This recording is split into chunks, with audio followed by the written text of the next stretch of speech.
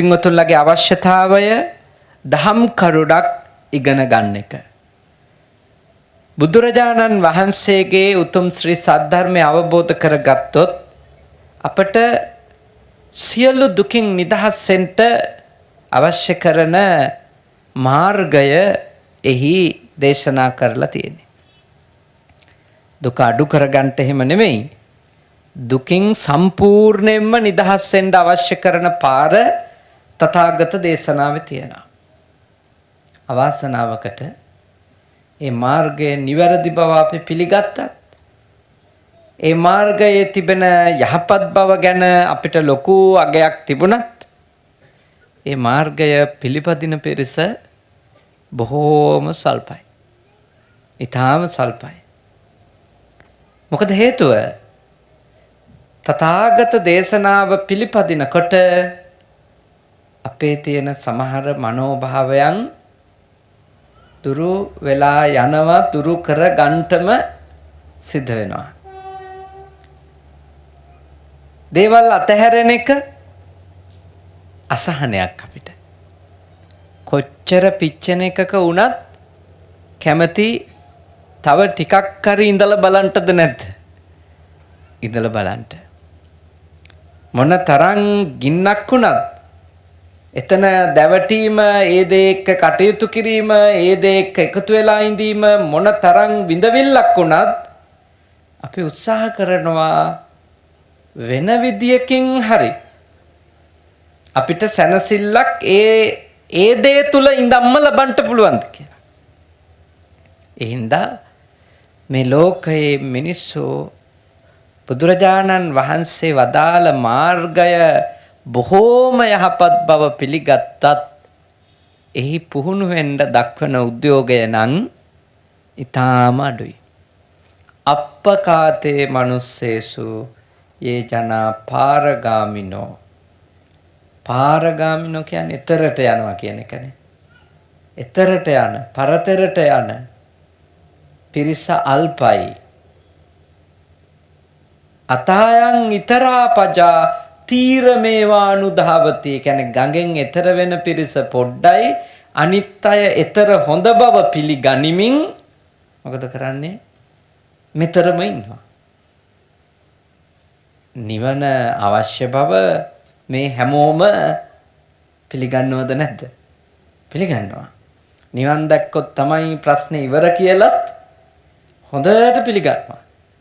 ඒක නෙමෙයි දකුණු පළාතේ විශේෂ ලක්ෂණයක් නේ. බුදුරජාණන් වහන්සේ කියනකොටම සාදු කියනවද නැද්ද? සාදු පුදුම ගෞරවයකුත් තියෙනවා. පුදුම ගෞරවයකුත් තියෙනවා. එහෙම පිළිගන්නවා. ඒ ගැන කිසි සැකයක් නැහැ. ඒ පිළිගත්තත්, ඒ විශ්වාස කරත් එහි පුහුණු වෙන පිරිස ඊටාම සල්පයි. ඒ හින්දා තමයි තවමත් මේ ලෝකේ මිනිස්සු දුක් විඳින්නේ. මහා දුක් තිබුණත් අල්ප ආස්වාදයෙහි ඇලිලා ඉන්න අපි කැමතියි. මහා දුක් තිබුණා. ඒ මහා දුක් ටික අමතක කරලා දානවා පොඩි හරි සැනසෙල්ලක් හම්බ වෙනවා නම්. අපිට අර තුවාල හැදුනම තුවාල වේලීගෙන එනකොට මොකද කරන්න හිතෙන්නේ? කසන්න හිතෙනවා නේද? තුවාලේ වේලීගෙන එනකොට කසන්න හිතෙනවා. ඉතින් අපි අහක බලාගෙන හිමින් තුවාලේ කසනවා. සනීපයිද නැත්? හරි සනීපයි. එහෙම කසනකොට සුවයි. හැබැයි ටික වෙලාවක් යනකොට අර වේලීගෙන ආපු එකේ කබළු ගැලවිලා ලේ වැක්කරෙන්න දැවිල්ල හැට ගන්න පටන් ගන්නවා. ඔන්න එතකොට නම් අපි හිතා ගන්නවා ආයෙනම් අත තියන්නේ මේකට කියලා. පුදුම කර්ම කියන්නේ ආයෙත් වේලෙනකොට අර කලින් වෙච්ච එක අමතකයි. ආයෙත් කසනවා. ඒ තමයි මනුෂ්‍යයාගේ ස්වභාවය. ඒ අල්ප ආස්වාදයේ ඉන්න මනුෂ්‍ය වර්ගය කැමති. ඒ හින්දා මිනිස්සු තුවාලය කසන්ද හිතෙනකොට පස්සේ දැවිල්ල හටගන්න එක අමතක කරන්නේ නැතුවම එකම ක්‍රියාව වරින් වර මිනිස්සු කරමින් ඉන්නවා. බෞද්ධයෝ වෙච්ච අපේ ඊට වඩා පොඩ්ඩක් හරි ඉස්සරහට යන්න උත්සාහ කළ යුතුයි. අපි උත්සාහ කළ යුතු ඊට වඩා පොඩ්ඩක් හරි ඉස්සරහට යන්න. නැත්තම් මේ ලැබිච්ච මිනිස් ආත්මේ ඊටාම ඉක්මනින් ගෙවෙනවද නැද්ද? ගෙවෙනවා. හරි මඩු ආවුසක්නේ අපිට තියෙන්නේ. කකුසඳ බුදුරජාණන් වහන්සේගේ කාලේ අවුරුදු මම හිතේ 80000ක් විතර ආවුෂ ධර්ම පොතේ සඳහන් වෙන විදිහට උක්ති විඳලා තියෙනවා. කොණාගම බුදුරජාණන් වහන්සේගේ කාලේ වෙනකොට 40000ක් ආවුස. කාශ්‍යප බුදුරජාණන් වහන්සේ වැඩ ඉන්න කාලේ මනුස්ස ආවුෂ කීයද? 20000ක්. ගෞතම බුදුරජාණන් වහන්සේ පහළ වෙනකොට 120 අවුරුද්දක් නේ ආවුස අඩු වෙලා. දැන් ලංකාවේ මිනිස්සෙකුගේ පිරිමියෙකුගේ නම් පරම ආවුස ගණනය කරනවා සමස්තයක් ලෙස 65යි 70 දී අතරේ මැරෙනවා. කාන්තාවක් නම් 70යි 75යි අතරේදී මැරෙනවා. ඊට වඩා වැඩිපුර ඉඳපු අය ඇති. ඒගොල්ලෝ වාසනාවන්තයි කියන්නත් පුළුවන්. අවාසනාවන්තයි කියන්නත් පුළුවන්. දෙකම කියන්න පුළුවන් 70 පෙන්නට පස්සේ. ඒ දෙකම කියන්න පුළුවන් කියන්නේ 70 පැනලා තමන්ගේ වැඩ කරගෙන නිදුක්ව නිරෝගීව සුවපත්ව ඉන්නව නම් එයා වාසනාවන්තයිද නැද්ද? වාසනාවන්තයි.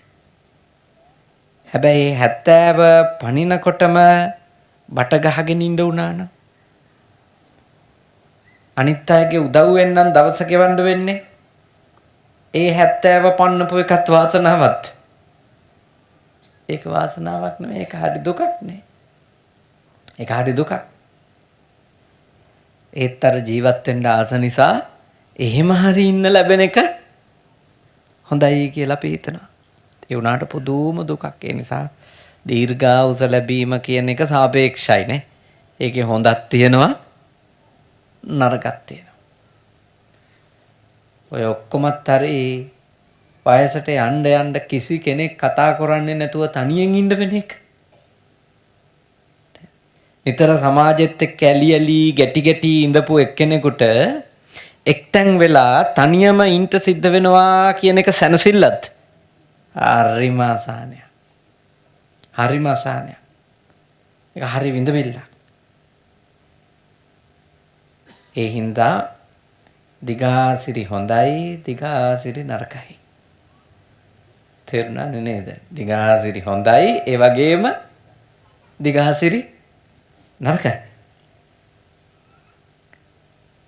ඒකනේ උපදින එක නවත්ත ගන්න කියන්නේ. උපදින එක නවත්ත ගන්න කියන්නේ උපදින එක හොඳයි වගේම උපදින එක නරකයි. ඉපදිච්ච හින්දා අපිට සත්පුරුෂයොත් හම්බුණා. ඉපදිච්ච හින්දා අපිට අසත්පුරුෂයොත් හම්බුණා. එතකොට ඉපදිච්ච එක හොඳයි ඒ වගේම ඉපදිච්ච එක නරකයි. ඉපදිච්ච හින්දා අපිට නිරෝගීව ඉන්නත් හම්බුණා. ඉපදිච්ච හින්දා අපිට බතිගම ස්පිරිතාලේ නවතින්නත් වුණා. ඉපදිච්ච එක හොඳයි වගේම ඉපදිච්ච එක නරකයි. එහෙනම් මොකක හරි හොඳක් තියෙනවා නම් ඒකේ තියෙන ඊළඟ එක තමයි මොකද්ද? නරක.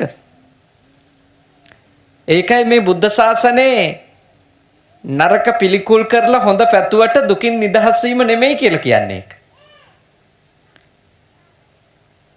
නරකෙන් අයින් වෙන්න කටයුතු සලස්සගෙන හොඳ තුල යෙදිලා හිටියාය කියන එකෙන් කවුරුවත් දුකින් නිදහස් වෙන්නේ නැහැ. දුකින් නිදහස් වෙන්නේ නැහැ. ඒ හින්දා අපි හොඳට තේරුම් ගන්න ඕනේ අපි තථාගතයන් වහන්සේගේ දේශනාවට අනුව නම් නිවුණු අය බවට පත් වෙන්න, මිදුණු අය බවට පත් වෙන්න අපේ ජීවිතේ උත්සාහ කරන්න ඕනේ. ඒකට අපිට ඉඩ නොදෙන්නේ. ඒකට අපිට අවකාශයක් සලසන්නේ නැත්තේ අපේ ගාව තියෙන පංච කාමයට තියෙන නැත්නම් එහි තියෙන ආස්වාදයට අපේ ඇතුලේ තියෙන ලෝලත්වය ගැලවෙන්න ඉඩ දෙන්නෙම නැහැ. මොකද කිසිම කාමයක ආදීනවේ විතරක් නෙවෙයි තියෙන්නේ. හැම කාමයකම තව එකක් තියෙනවා. මොකද්ද? ආස්වාදය. ආස්වාදයක් තියෙනවා. ඒ ආස්වාදය සුළු එකක් කියලා ධර්මයේ ඉගැන්වුවට මිනිස්සුන්ට ඒක දැනෙන්නේ සුළු එකක් විදිහටද? නෑ. තාම බලගත දෙයක් ලෙස දැනෙනවා. මේ උපාසකම්මලා අපිත් එක්ක කතා කරනකොට කියනවා මේ විවාහ වෙලා ගෙවපු ජීවිතේ මහා පාපයක් පුදුම කර්මයක් ගෙවන්නේ කියලා. ඔබ වහන්සේලා මහාන වෙච්ච එක පුදුම වටිනවා කියලා. එහෙම කියනවා. එහෙම කිව්වට ඒ උපාසකම්මලා ඩිවෝස් වෙන්නෙත් නැහැ. ඒක තමයි ඒකේ තියෙන්නේ. මහා පාපයක් බව නේද? අපි මහාන වෙච්ච එක හොඳ බව ඒක ලොකු හොඳ වටිනම තීන්දුවක් බව කියනවා අපි මහාන වෙච්ච බව. ඒක ඒ ඇත්තෝ ගෙවන්නේ පුදුම කර්මයක් බවත් කියනවා. හැබැයි ඒව අතෑරලා මෙහෙණවරකට යන්නේ සිල් මාතා ආරාමයකට යන්නෙත් නෑ. ඒක අත්හැරෙන්න ඉඩ නොදෙන්න තැන කොතනද? ඔය ගින්නෙම තියෙන ආස්වාදෙද නැත්? ආස්වාදේ. ගින්නෙම තියෙන ආස්වාදයක්. පිච්චෙන දේ ඇතුළෙම දැවිල්ල ලබා දෙන දේ ඇතුළෙම යම්කිසි සුවයකුත් වින්දනය කරනවා.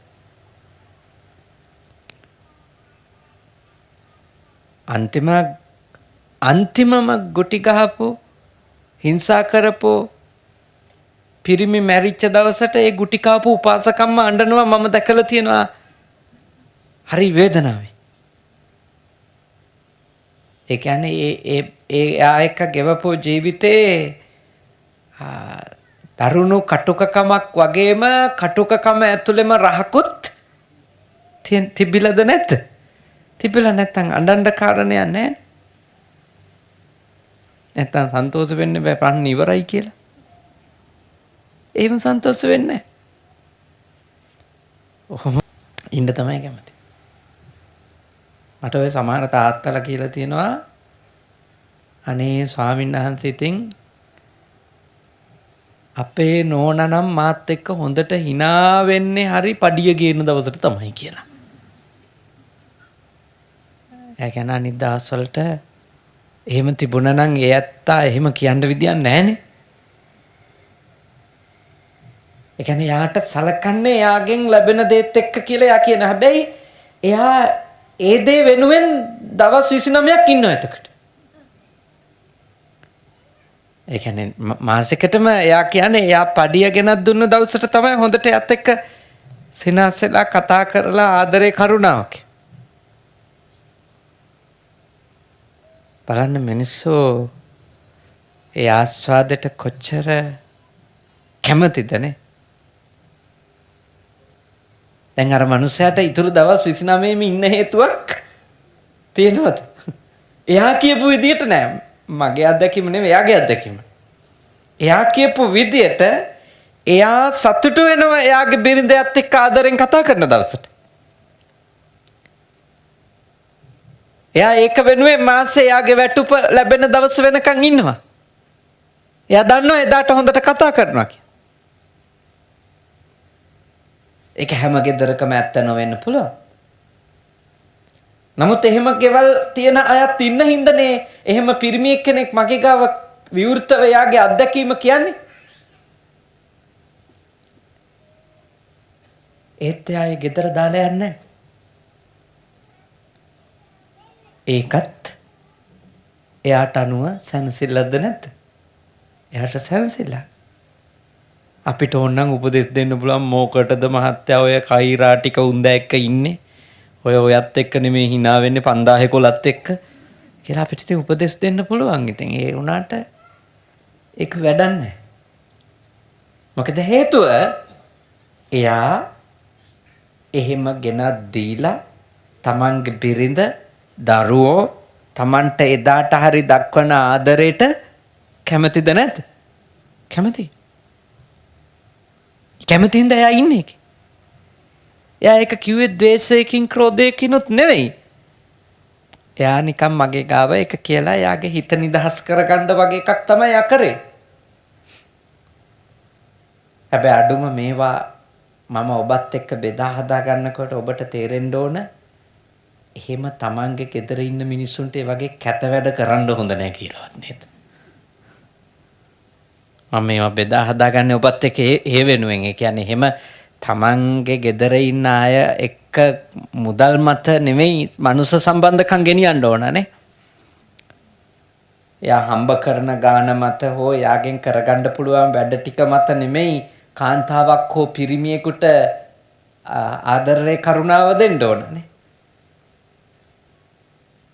හොඳ පවුලකට ආවනම් විවාහ ජීවිතයකට ආවනම් එතන පුළුවන් තරම් එකිනෙකාට කරුණාවන්ත වෙන්න ඕන. එකිනෙකාට ආදරය සහ රැකවරණය සලස්සන්න ඕනේ නේ. ඒක බෞද්ධ ගිහියෝ තේරුම් ගන්න ඕනි එකක්. තමන් එකට ජීවත් වෙන කෙනාට එහෙම නොසලකා ඉඳීම මම පුද්ගලිකව විශ්වාස කරනවා ඒක නරක දෙයක්. මොකද මිනිස්සු එහෙම ජීවිතයේ ආස්වාද පැත්තකට කැමති හින්දානේ විවාහ වෙන්නේ. නැත්තම් ඒත් බ්‍රහ්මචාරීව ජීවත් වෙන්න එපා. එක්ක පැවිදි වෙන්න එපා. තවත් කෙනෙක් එක්ක ජීවිතේ බෙදා හදා ගන්න කැමති හින්දා තමයි ජීවත් වෙන්නේ. ඒක වැරද්දක් කියලා බුද්ධ ආගමේ කියලාත් නැහනේ. බුද්ධ ආගමේ බ්‍රහ්මචාරී ජීවිතේ උතුම් ජීවිතයක් ලෙස පෙන්වනවද නැද්ද? පෙන්වනවා, අගය කරනවා. හැබැයි හැමෝටම බ්‍රහ්මචාරී වෙන්න පුළුවන්ද? ඒක කරන්න බෑ. ඒ හින්දා බුද්ධ ආගම යෝජනා කරනවා විවාහ ජීවිතය ඇතුලේ කාම මිත්‍යාචාරයෙන් වැළකීලා සමසීල, සමශ්‍රද්ධා, සමචාග, සමප්‍රඥායතුව හොඳට ඉන්න කියලා.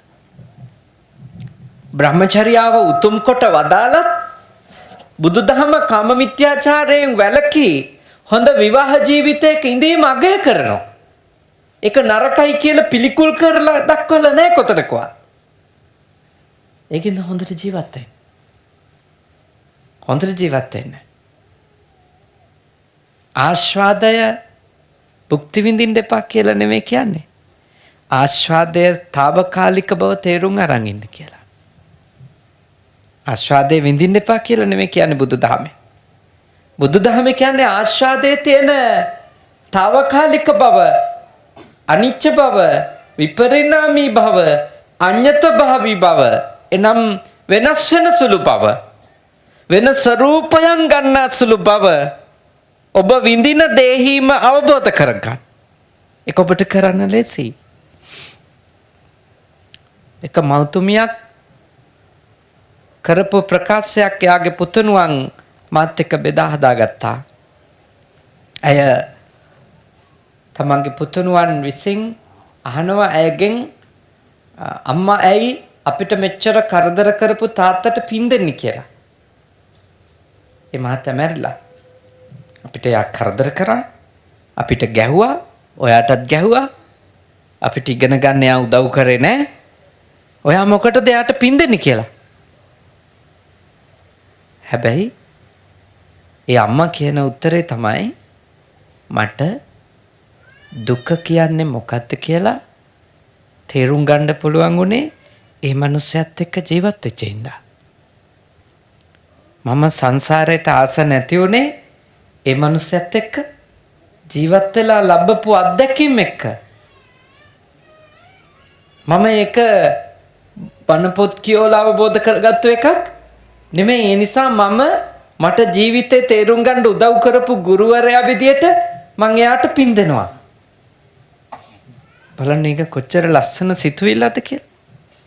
Tamanට ගහපු හිංසා කරපු ස්වාමි පුරුෂයා ගැන ඒ අම්මා හිතන්නේ කොහොමද?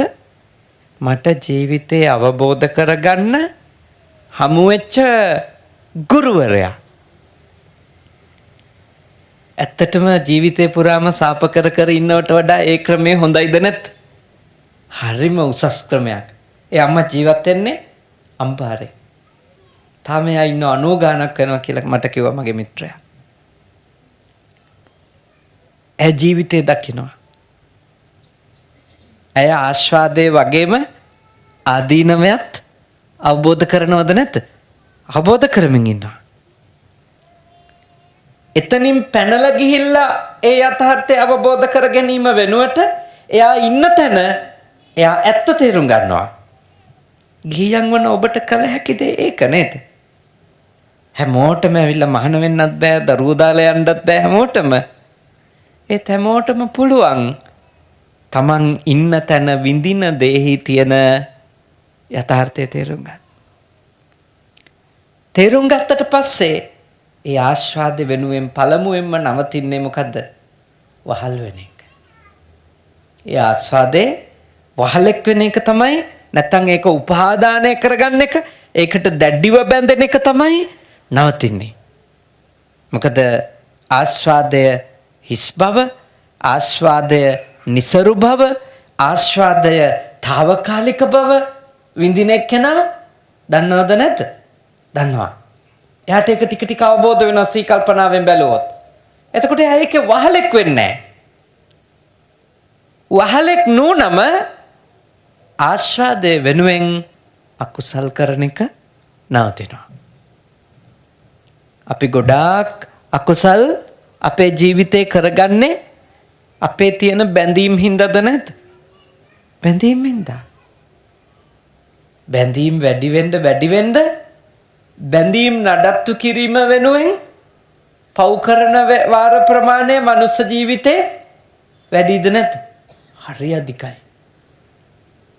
මොකටද ඒ පව් කරේ කියලා හොයලා බැලුවොත් විකල්පනාවෙන් බැඳීම පවත්වගෙන යන්න. ඒක නඩත්තු කරන්න. බැඳිච්ච කෙනාට සාධාරණයක් කරන්න. බොරු කියනවා, හොර වැඩ කරනවා, කපටිකම් කරනවා. ඒ ඔක්කොම කරලා තියෙන බැඳීම් නඩත්තු කරන්න. එහෙම මේ ලෝකේ ගොඩාක් අය ගොඩක් අකුසල් කරගන්න වෙලාවල් තියෙනවා. බුදුදහම යෝජනා කරන්නේ ඔබ බැඳීමේ තියෙන යථාර්ථය අවබෝධ කරගෙන පුළුවන් තරම් බැඳීම පවත්වගෙන යනවා නම් එයින් තාම ගැලවෙන්න බෑ නම් බැඳීම හින්දා පව් කරන එක නවත්තන්න. ඒ කියන්නේ දරුවෝ ඔක්කොම දාලා පන්සල් එන්න කියලා නෙමෙයි බුද්ධාගම මුලින් යෝජනා කරන්නේ. දරුවෝ හින්දා අපාය යන වැඩ නොකරේ. සැමියා හෝ බිරිඳ අතෑරලා ආරාමයකට විහාරයකට අරණ්‍යයකට යන්න කියලා නෙමෙයි පළමුවෙන් යෝජනා කරන්නේ. සැමියා නිසා බිරිඳ නිසා අකුසල් කරගන්න එක නවත්තන්න. පාපයෙන් වළකින්න. මොකද ඔය බන්ධන ටික හින්දා තමයි ගොඩාක් අපරාධකාරී ක්‍රියාවන්ට මිනිස්සු පෙළඹිලා ඉන්නේ. එතෙන්ට වැටෙන්න එපා. මොකද හේතුව අපි කොච්චර බැඳුණු කෙනෙක් වෙනුවෙන් කොච්චර ආදරේ කෙනෙක් වෙනුවෙන් පව් කරත් භවයේ විපාක බෙදා ගන්න ආදරය කරපු කෙනාට පුළුවන්ද? බෑ. ඒ හින්දා කවුරුත් වෙනුවෙන් පව් කරන්න ඕනේ නැහැ. අපි කිමුකෝ උදාහරණයක්. දික්කල්ල විජිත විද්‍යාලයට ළමයෙක් දාගන්න නේද? ඒක ටිකක් යන ප්‍රිස්කෝලයක් නේද මේ පැත්තේ? මධ්‍ය විද්‍යාලයක්. ඒකට දාගන්න ළමෙක් කවුරු හරි එක්කෙනෙක් හොරට ડોකියුමන්ට් හදනවා. බොරු ඒවා. එතකොට ඒකේ අකුසල පැත්තක් තියෙනවද නැද්ද? තියෙනවා. හොර හිත තියෙනවා නේ. වංචනික හිත තියෙනවා. ආත්මාර්ථකාමී හිත තියෙනවා. තව ළමයෙකුට තියෙන අවස්ථාව තමයි අපි වෙන ડોකියුමන්ට් එකක් හදලා ඒ ගන්නෙ. එතකොට ගොඩාක් නරක සිතුවිලි ගොඩක් තියෙනවා. දැන් ඒක කරලා හරි අපි ළමයා එකට දානවා. හැබැයි ළමයා වෙනුවෙන් කලේ කියලා පවේ අඩුවක් තියනවද? පවේ අඩුවක් නැහැ. ළමයා වෙනුවෙන් කරාට පව් අඩු නැහැ. ඔය ගොඩාක් අය හිතනවා පුංචි උන් වෙනුවෙන් කරන දේවල්නේ. නෑ පුංචි උන් වෙනුවෙන්වත් පව් කරන්නේ කියලා බුද්ධ ආගමේ කියලා නැහැ. මොකද පුංචි උන් පව් බෙදා ගන්න දෙන්නේ නැහැ. මතක තියාගන්න ටිකක් ලොකු වුණාට පස්සේ ඔබ කිව්වොත් එහෙම මං කරපු පව් ඔක්කොම කරේ ඔයා හින්දා කියලා. පොඩි එකා ලොකු වුණාට පස්සේ අපිට මොකද කියන්නේ? ඔයාට කවුද කිව්වේ මං වෙනුවෙන් පව් කරන්න කියලා? එතකොට තමයි දුවන්න හිතෙන්නේ. ඒ නිසා ළමයි වෙනුවෙන්වත් මහත්තයා වෙනුවෙන්වත් නෝනා වෙනුවෙන්වත් පව් කරන්න එපා. ඒගොල්ලෝ වෙනුවෙන් කරලා දෙන්න පුළුවන් නිත්‍යානුකූල වැඩ ටික කරලා දෙන්න. ධර්මානුකූල උදව් ටික කරන්න. සදාචාර සම්පන්නව සහ යුක්තිගරුකව අපිට ඔය හැම සම්බන්ධකමක් වෙනුවෙන්ම යමක් කරන්න පුළුවන් ඉද බැරිද? අනිවාර්යෙන් පුළුවන්. යමක් කළ හැකිනේ. ඒ ටික කරන්න. ඊට වඩා වැඩි කොටසක් එයාට ඕනි නම් එයාට කියන්න ඕනි ඔයා තැනකට ඇවිල්ලා ඒ ටික කරගන්න. මගේ සීමාව මෙච්චරයි. මම පව් කරගන්නේ ඔයා නිසා. මොකද හේතුව මම පව් කරොත් අපිරිසිදු වෙන්නේ මම. බුදුදහමේ කියලා නෑ හාමුදුරුවෝ කරන පව් වලට ගිහියෝ අපිරිසිදු වෙනවා කියලා. ගිහියෝ කරන පව් වලට හාමුදුරුවෝ අපිරිසිදු වෙනවා කියලා බුදුදහමේ කියලා නෑ. අම්මා තාත්තා කරන පව් වලට ළමයි විපාක විඳින්න ඕනි කියලා. ළමයි කරන පව් වලට අම්මා තාත්තා විපාක විඳින්න ඕනි කියලා බුදුදහමේ කියලා නෑ. බුදුදහමේ කතා කරන්නේ කොහොමද? අත්තනාව කතං පාපං අත්තනාසං කිලිස්සති. මම පව් කරොත් අපිරිසිදු වෙන්නේ කිලිටි වෙන්නේ කවුද? මමමයි. තමන් කරන පවෙන් තමන් අපිරිසිදු වෙනවා. අත්තනා අකතං පාපං තමන් එහෙමව කරේ නැතොත් අත්තනාව විසුජ්ජති. පිරිසිදු වෙන්නේ කවුද? තමන්මයි. සුද්ධි අසුද්ධි පච්චත්තං නාඤ්ඤ මඤ්ඤෝ විසෝධයේ. පිරිසිදු වීම හෝ අපිරිසිදු වීම තමන් මත තීරණය වෙනවා. කාටවත් කවුරුවත් හොදන්න බෑ. එහෙනම් ඉතින් අපි බලාපොරොත්තු තියාගත්තොත් හරිද? අපි මොනවා හරි කළා ළමයින්ට උගන්නමු. අපි කරපු පව් වලටත් ගැලවෙන්න පොඩි උන් පින් දෙයි අපිට. ඒගොල්ලෝ පින් දුන්නට ඒගොල්ලෝ පින් වලින් දෙන පින් වලින් අපේ පව් හොදන්න බෑ. නාඤ්ඤ මඤ්ඤෝ විසෝධේ. කාටවත් කවුරුවත් හොදන්න බෑ. අපිට දරුවෝ කොච්චර පින් දුන්නත් අපි මැරුණම අපේ නම් ශිෂ්‍යයෝ කොච්චර පින් දුන්නත් අපි මැරුණම අපි කරපු පව් හොදන්න ඒගොල්ලන්ට බෑ. එහෙම කරන්න බෑ. අපි කරන පින් මත අපිට හොඳ තැනක්, අපි කරන පව් මත අපිට නරක තැනක් අපිම සකස ගනිමින් ඉන්නවා. ද කවුරුත් ඉඳ පව් කරන්න එපා. බැඳීම් අතාරින්න බැරි වුණත් බැඳීම් හින්දා පව් අකුසල් කරන එක අතාරින්න පුළුවන්. මම මේකයි කියන්නේ. කරන්න පුළුවන් ද කියන්නේ. බැරි තරම් දුර දෙයක් ඔබට යෝජනා කරන්නේ නැහැ. මොකද යෝජනා කරාට ඒක කෙරෙන්නේ නැහැ කියලාත් මම හොඳටම දන්නවා. එහෙම වෙන්නේ නැහැ. මොකද දාලා යන්නේ නැහැ, අතහරින්නේ නැහැ කවුරුත්. ඒ අතහරිනවයි කියන එක ලේසි වැඩක් නෙමෙයි. ඒකයි තාම දුෂ්කර දෙයක් අතහැරීම කියන එක. ඒ හින්දා බුදුදහමට අනුව මම ඔබට මෙත්සිතින් යෝජනා කරනවා අඩුම බැඳීම් හින්දා පව් අකුසල් කරගන්නවත් නැතුව ඉන්න. මොකද අපිට පිහිට වෙන්න කවුරුත් නැහැ. අපිට පිහිට වෙන්න කවුරුත් නැහැ අපි අර. ඒකයි භාග්‍යවතුන් වහන්සේ වදාළේ අත්ත දීපා විහෙරත භික්ඛවේ අත්ත සරණා න අනඤ්‍ය සරණා. පින්වත් මහණෙනි, තමන්ට පිහිට තමන්මයි, වෙන කාගේවත් පිහිටක් නෑ. ඕකනේ අර පැරණි ඇත්තෝ කිව්වේ තමා හිසට තම අතමය සෙවණැල්ල ඉතින් මොකටද අරයා මෙයා ගැන විශ්වාස කර කර ඉන්නේ? කවුරු වෙනුවෙන්වත් පව් කරන්න එපා. කවුරු වෙනුවෙන්වත් පව් කරන්න එපා. 10 මේවා ඉතින් පුළුවන් විදියට අනුන් වෙනුවෙන් දේවල් කරන්න. නිත්‍යානුකූලව උත්තාන විරියාදිගත උත්සාහයෙන් වීරයෙන් බාහා බල පරිචිත අතපය වෙහෙසල ශ්‍රමය වගුරුවල සේදාවක් කිත්තා දහඩිය පෙරල ධම්මිකා ධම්මලත්ත ධර්මානුකූලව ලබාගත්තු දෙයකින් අනිත් අයට උදව් කරා. වැරදි පාරේ යන්න එපා. මොකද වැරදි පාරේ යන්න එපා කියන එකේ මම ඔබට කරන යෝජනාවේ තියෙන්නේ අපි වැරදි පාරේ යනකොට ධනය වෙනුවෙන් අපේ සාර්ථකත්වය වෙනුවෙන් අපි වැරදි කරන අයට දන්නේම නැතුව උදව් කිරිල්ලත් පටන් ගන්නවද නැත්? පටන් ගන්නවා. දැන් බලන්න තමන්ට හොර හිත කපටි හිත තියෙනකොට ඡන්දයක් හරි දෙන්නේ හොරෙකුටද නැද්ද? නැතවසෙම එහෙම තමයි ක්‍රමය. මොකද තමන්ට ගැළපෙන මිනිහටනේ තමන් ඒ කටයුත්ත කරන්නේ. ඒ තමයි මේ මිනිස්සුන්ගේ හැටි. තමන් හොරකම ප්‍රතික්ෂේප කරනවා නම් තමන්ට හොරුන්ට ඡන්ද දෙන්න බෑ. තමන් මැරකම ප්‍රතික්ෂේප කරනවා නම් තමන්ට මැරයන්ට ඡන්ද දෙන්න බෑ. තමන් බේබදුකම මත්ද්‍රව්‍ය මත් වතුර මත් කුඩු ප්‍රතික්ෂේප කරනවා නම් එවැනි දෑ ව්‍යාප්ත කරන අයට ඡන්ද දෙන්න තමන්ට පුළුවන්ද? බෑනේ. කොහොමද ඡන්ද දෙන්නේ?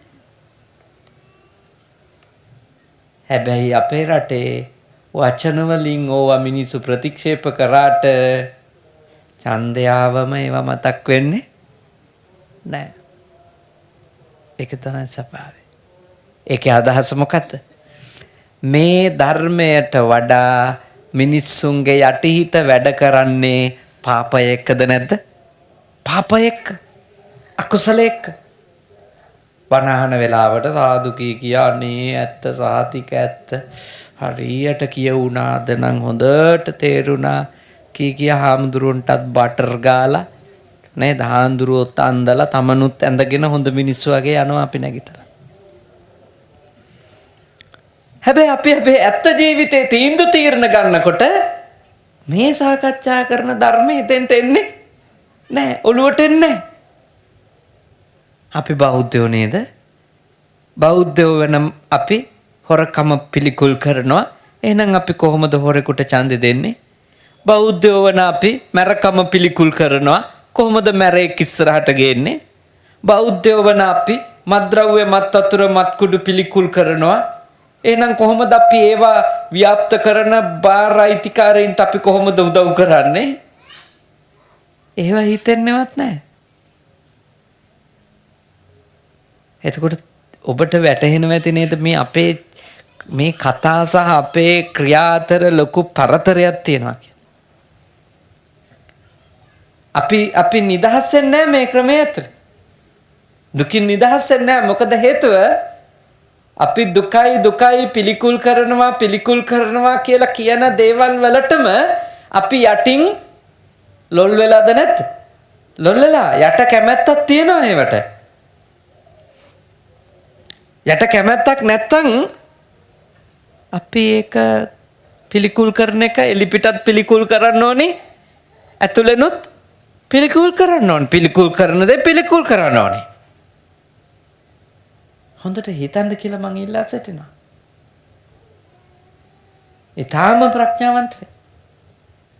අපේ ගාව මේ අකුසල මනෝභාවයන් දුරු කරගන්නවා යනු අපි සමාජයේ එවැනි අකුසලයන්ට අනුබල දීමත් නැවැත්තුව වෙනවා. මොකද සමාජයක් කොච්චර අපි කිව්වත් හොඳ යහපත් සුචරිතවත් බෞද්ධ සමාජයක් වෙන්නේ නැහැ. අපි ඇත්තට වෙනස් වෙන්නේ නැතුව. දැන් මේ මම එනකොට දකුණු පළාතේ හැම තැනම ළමයි චිත්‍ර ඇඳ රට ලස්සන කරන්න උත්සාහ කරනවා. චිත්‍ර වලින් රට ලස්සන වෙනවා නම් හරි හොඳයි. චිත්‍ර වලින් රටක් ලස්සන කරන්න පුළුවන් తాවකාලිකව විතරයි. මොකද 6 මාසයක් යනකොට ওই තින්ත උඩ දියසෙවිල ඇවිල්ලා ඔක්කොම ආපහු අඳුරු වෙන්නත් පුළුවන්. සමාජයට මහමැතිවරණයේදී පෝස්ටර් ටික ඇලෙව්වා චිත්‍ර කැලේ යන්නත් පුළුවන් නේ. හැබැයි ඒ පුතාලා චිත්‍රන්දින දරුවෝ නේද? හරි දක්ෂ දරුවෝ. ඒ දරුවෝ දිවිහිමියෙන් මත්තතුර වලින් වැළකුණා.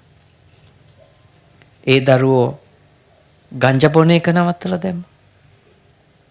ඒ දරුවෝ කවදාවත් සුදුවකට යන්නේ නැති වුණා. රට ලස්සන වෙයිද නැත්?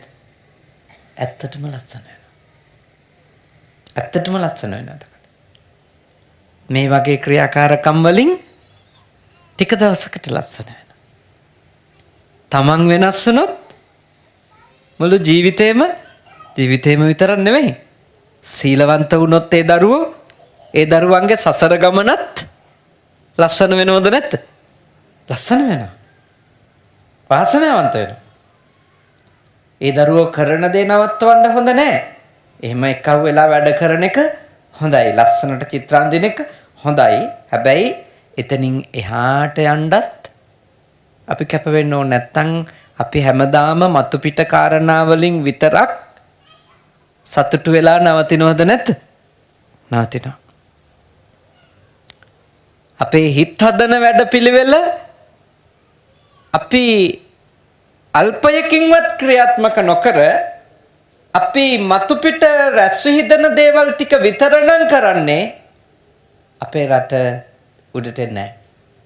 ඒක හරියට මේ වගේ. පොසොන් කාලෙට මේ පළාතේ දන්සල් දෙනවා හරියටනේ. පොසොන් වෙසක් වලටත් වැවුරු කන්නලා තියෙනවා.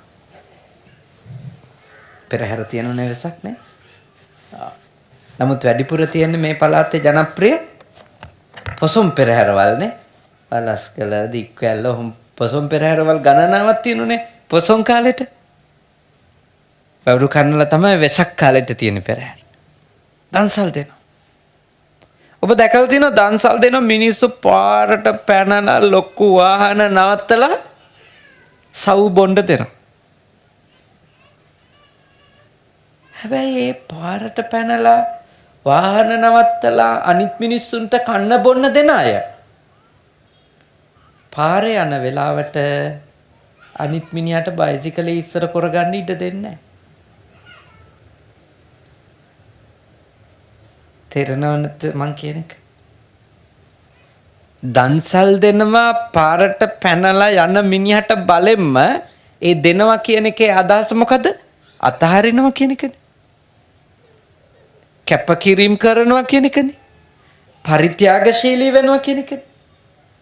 දැන් ඒක මතු පිටින් උනාට ඒක එයාගේ ඇතුලෙන් ಗುಣධර්මයක් විදිහට වැඩුණා නම් එයා වාහනයක් ඉස්සර කරගන්න නොදී වද දෙන්න විදියක් නෑනේ. පාරට වාහනේ ඇතුල් කරන්න බලාගෙන ඉන්න මිනිහා හොඳටම පෙනිපෙනිත් මේ ගෑවිගෙන නැත යනවා. අර මිනිහට දාගන්න දෙන්නේ නැහැ. හැබැයි ඒගොල්ලෝ දන්සල් දෙන වෙලාවට නේද? පාරට වාහනේ දාගන්න දෙන්නේ නැහැ. හැබැයි දන්සල් දෙනවා.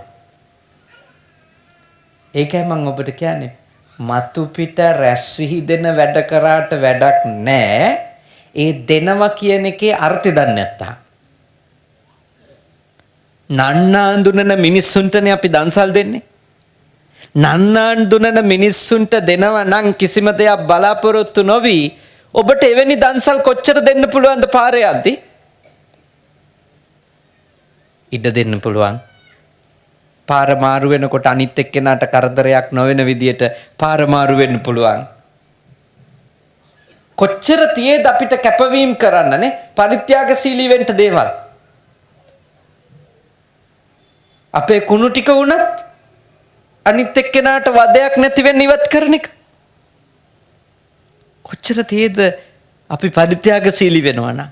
හැබැයි අවාසනාවකට පෙරලි දන් දුන්නට ඒ ටික කරන්න කැමති වෙන්නේ නැහැ. එතකොට මතු පිට විතරයි. ඒින්ද මිනිස්සුන්ගේ ලොකු පින්කම් පෙන්නුනට මිනිස්සුන්ගේ අභ්‍යන්තරික දියුණුව ගොඩ නැගෙන්නේ මිනිස්සුන්ගේ දුකෙහි කිසිම අඩුවක් පේන්නත් නැහැ. අසහනේ විඳවිල්ල අඩු නැහැ. මොකද අතාරින්නේ නැහැ කිසි දෙයක්. ආසාව අතාරින්නෙත් නැහැ. තරහ අතාරින්නෙත් නැහැ.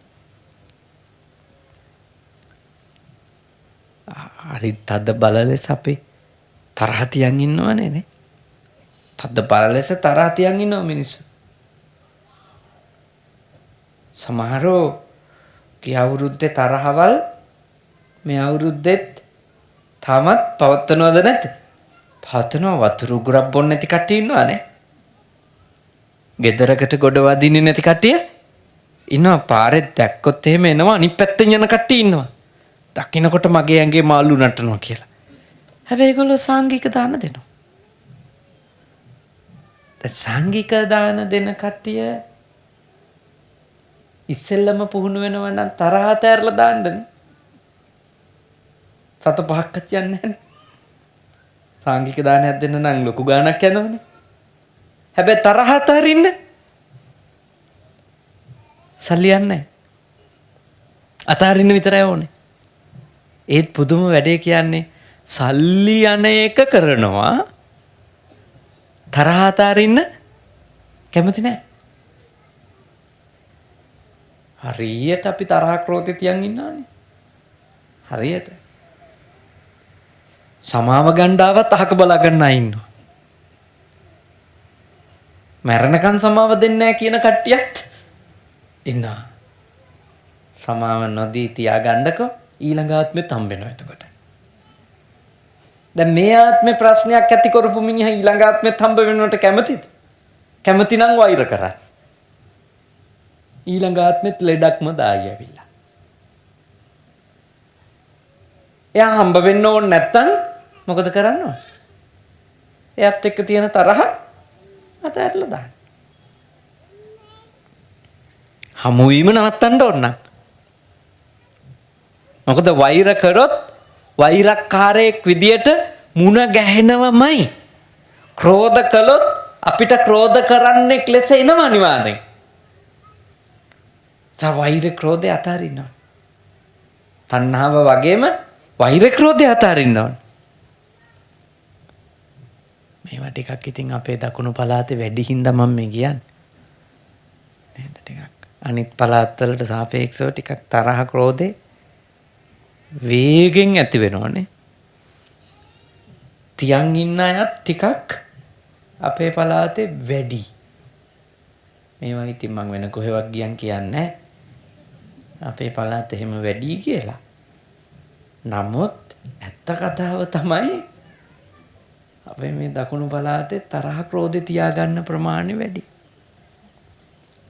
ඒක හොඳ දෙයක් නෙමෙයි. බුද්ධ ධර්මයට නම් කිසිසේත්ම ගැලපෙන දෙයක් නෑ. ගැලපෙන්නේ නෑ. අන්තිම නරක දෙයක්. මොකද ඒ වගේ දරුණු නරක සිතුවිල්ලක් එක්ක යනකොට මරුණොත් එහෙම නිරයගාමී වෙන්නත් ඉඩ තියෙනවා. ඉඩ තියෙනවා. අනිවාර්යෙන්ම කියන්න බෑ. හැබැයි නිරයගාමී වෙන්න ඉඩ තියෙනවා. උග්‍ර ද්වේෂයෙන් ඉඳලා. ඒ හින්දා හොඳට හිතන්න. මම දම්පැන් දෙනවා වගේම දම්පැන් දීමටත් වඩා වටිනවා මම මගේ තරහ දුරු කරගත්තා. මගේ වෛරය අතහැරගත්තා. මට තියෙන මේ ආසාව මමම ඉන්න ඕනි, මමම පෙනෙන්න ඕනි, මමම මතු වෙන්න ඕනේ, මම තමයි මුල් වෙන්න ඕනේ කියලා ඒ තියෙන තණ්හාවල් තියෙන්නේ. අන්නේ ටික අයින් කරගත්තොත් සැනසෙල්ල ඉන්න පුළුවන් ගොඩක්. දානෙත් දෙන්න. සංඝික දාන, සලාක දාන, දන්සල් ඒවත් දෙන්න. ඒ හොඳ දේවල්. හැබැයි මම ඔබට යෝජනා කරනවා සැනසෙල්ල ඕනි නම් ඔබ අර දැඩි ලෙස බලාපොරොත්තු වෙන එක නවතින්න. නවත්ත ගන්න මොනවද? මං අකමැති දේවල් ඔක්කොම නොවෙන්න ඕන කියන බලාපොරොත්තුවත් නවත්ත ගන්න. මං කැමති දේවල්ම වෙන්න ඕනෑ කියන බලාපොරොත්තුවත් පාලනය කරා. මං කැමති ඒවම වෙන්න ඕනි කියලා හිතන මිනිහා විඳවනවද නැද්ද? විඳවනවා. කොච්චර සාංගික දාන දුන්නත් එයා විඳවනවා. මොකද හේතුව එයා හැමතිස්සෙම හිත ඉන්න එක තමයි මං කැමති ඒව තමයි වෙන්න ඕනේ. එතකොට දානේ ඵලේ වෙන්න ඕනත් එයා කැමති විදියට. උනේ නැත්තම් දානේ දීලා තාමුදුරොන්ටත් බැන ඉන්නවද නැද්ද? පින්කම කෑවා. පින්කම කෑවේ ආන්දරු නෙමෙයි එයාගේ හිත. මොකද හේතුව එයා බලාපොරොත්තු වෙනවා ආමුදුරෝ මේ විදියට කිව්වොත් තමයි මං සන්තෝෂ වෙන්නේ. ආමුදුරෝ මේ විදියට අපේ පරම්පරාවේ නම් ටික කියන්න ඕනේ. මේ විදියට ගුණ කියන්න ඕනේ. අපි කරපු අසුවල් පින්කමත් මතක් කරන්න ඕනේ. අසුවල් පින්කම මතක් කරන්න ඕනේ. ඔන්න ඕවා හිතාගෙන දානයක් දෙනවා. දානේ අවසානයේ ආන්දරුන්ට මොකක් හරි වෙලා අමතක වෙනවා එකක් හරි කියන්න. එයාට කොච්චර කරත් ගුණයක් නැහැ. කෝ එක ඩිංගක් මතක් කරාද? දැන් එයා දානේ දීලා සැනසුණාද? නැහැ. එයාට අතෑර ගන්න බැරි වෙච්ච හින්දා එයා ලොකු දේවල් ටිකක් ඇතුලෙන් අපේක්ෂා කරපු හින්දා දානයක් අවසානෙත් විඳවිල්ල. මම ඒකයි ඔබට යෝජනා කරන්නේ. මේ ද්‍රව්‍ය වලින් නෙමෙයි හිත සුවපත් වෙන්නේ. හිත සුවපත් වෙන්නේ මතක තියාගන්න අපි කොයි තාක් දුරට අපේ කෙලෙස් දුරු කරගන්නවද කියන එක මත. තරහයි ද්වේෂයයි. මේ තරහ ද්වේෂය ඊළඟට ආසාව තණ්හාව කියපු මනෝභාවය. හොඳයි. ඔබ ඊටාම් ශ්‍රද්ධාවෙන් හරියටම පැයක් ධර්ම කරුණු ඉගෙන ගත්තා. 7යි කාලයි මේ දේශනාව ආරම්භ වෙනකොට දැන් 8යි කාලයි. තාම් ශ්‍රද්ධාවෙන් ඉගෙන ගත්ත ධර්ම කරුණු. මෙච්චර වෙලා ඉගෙන ගත්තේ දුකින් නිදහස් වෙන්න ඕන නම් මොකද කරන්න ඕනේ? ඒකට තියෙන බාධක මොනවද? අපි දැන්ට කරන දේවල් නිසා ඇයි අපි දුකින් නිදහස් වෙන්නේ නැත්තේ? තන් දෙනවා ඒ දුකේ අඩුවක් නැහැ. පන්සල් ගිහිල්ලා සිල් ගන්නවා ඒ දුකේ අඩුවක් නැහැ. පන්සල් ගිහිල්ලා සිල් ගත්තත් කවුරු හරි කෙනෙක් සිල් අරගෙන දුකෙන් ඉන්න දවස් තියෙනවා. මොකද වෙනද වැවුරු කන්නල පන්සලේ ධර්මශාලාවේ එයා හේතු වෙලා ඉන්න බිත්තියට වෙන කෙනෙක් හේතු වෙලා. එතකොට සිල් ගත්තත් දුකේ අඩුවක් පේන්නෙම තමන් එන්න කලින් අර බිත්තිය අල්ලගත්තා කියන එක්කෙනාමයි. දකින්න තරහයිද නැත්? තරහයි. දන්නේ නැද්ද? හැමදාම අපි උතන ඉන්නේ. ඒකයි මං කිය දුකේ අඩුවක් නැහැ සිල් අරන් ඉන්න. දන් දීලා දානේ අවසානෙත් විඳු ඉන්නවා. හිත හදන්න නැතුව මේ එළියෙන් කරන වැඩවලින් ප්‍රශ්නේ විසඳෙන්නේ නැහැ කියලා මම මේ කියන්නේ. ඒවත් ඉතින් හොඳ වැඩ තමයි. සිල් ගන්න එක හොඳ දෙයක්, හොඳ පින්කමක්. දානයක් දෙන එක හොඳ පින්කමක්. හැබැයි ඒ ඔක්කොම ඇතුලේ අන්තිමට වෙන්න ඕන දේ තමයි මොකද්ද? හිත හැදෙන එක. හිත හැදෙන්නේ නැත්නම් ඒක සාමාන්‍ය ක්‍රියාවක් නේ. ඒකේ පිනක් සිද්ධ වුණාට එයාගේ කුසලයක් වැඩුණා කියලා නම් කියන්න ටිකක් අමාරුයිද නැද්ද? අමාරු. කුසලයක් වැඩුණා කියන්න බෑ. බුද්ධිමත් හොඳට හිතන්න. මේ ඔබට පැහැදිලි කළේ නිවෙන්න ක්‍රමයක්. తాවකාලික සැනසෙල්ලක් ලබන්න ක්‍රමයක් නෙමෙයි, නිවෙන්න ක්‍රමයක්. తాවකාලික සැනසෙල්ල ලබන්න පුළුවන් සිල් ගත්තම පැය කීපයක් ඉන්නකොට తాවකාලිකව පොඩි සුවයක් තියෙනවානේ. භාවනා වැඩසටහනකට ගියාම යම් සැනසෙල්ලක් තියෙනවා. මොකද ගෙදර ප්‍රශ්න අමතක කරලා දාලා එතන ඉන්න පුළුවන්. එහෙම తాවකාලික දේවල් තියෙනවා. හැබැයි ඒක අපේ පරම දේ නෙමෙයි. ඒ අපි තථාගත ධර්මයේ උගන්වපු ඒ උතුම් විමුක්තිය අපිට ලැබෙන්නේ හිත හදාගත්තොත්. අතාරින එක අතාරින්න ඕනේ කොතනින්ද? හිතින්. කොච්චර අතින් අතෑරියත් හිතින් අල්ලගෙන නම් විඳවිල්ල ඉවරයක් නැහැ. සදා අරුණෝදය සම්ධර්ම දේශනය